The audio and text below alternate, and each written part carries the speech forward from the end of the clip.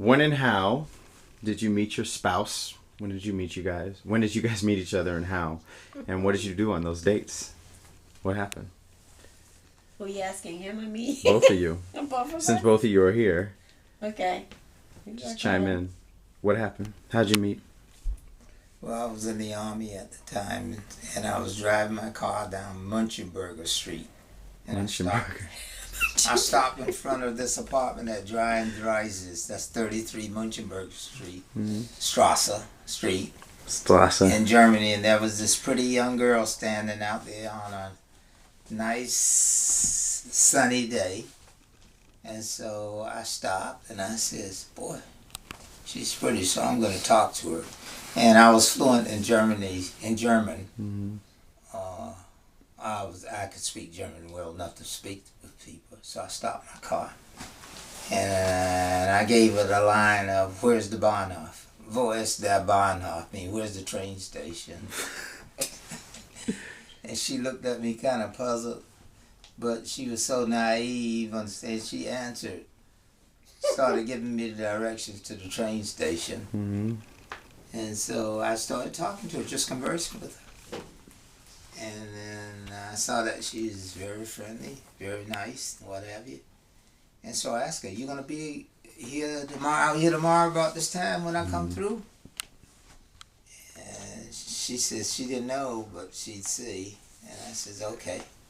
And of course I was in my car, and I was really dressed nice, because back in those bachelor days I had money, cars, and everything else. And so that's how we met. The next day I went by there, she was there. So I talked to her for about 3 days. And then our mother says, well, if you like him, why don't you invite him in the house? And so I did, and that's how we met. Anything you'd like to add?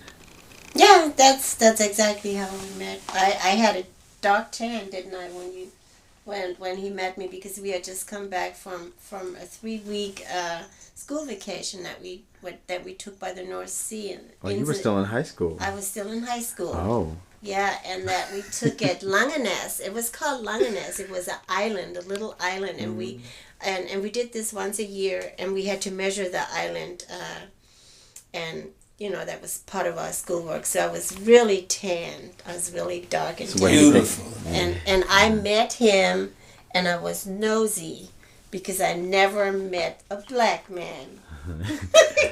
So I made cute black.